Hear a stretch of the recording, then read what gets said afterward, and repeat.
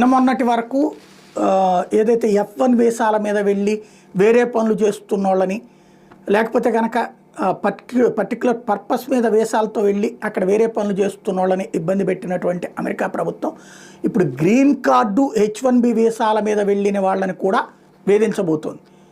అలా వెళ్ళినటువంటి వాళ్ళ పరిస్థితి ఇప్పుడు రాబోయే రోజుల్లో ఏమవుతుందంటే ఎయిర్పోర్టులనే కూర్చోబెట్టి మాట్లాడతారు, లేదా విడిగా పిలిపించి మాట్లాడతారు. H1B వీసా రూల్ ఏంటిది?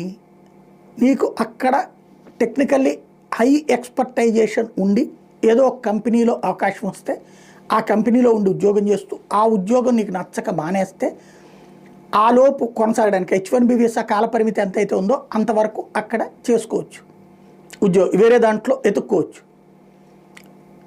రెండోది గ్రీన్ కార్డు ఆల్రెడీ అక్కడ ఉద్యోగాలకి అనుమతించేటటువంటిది. ఈ రెండిటి విషయాల మీదన ఇక పైన వందలాది ప్రశ్నలు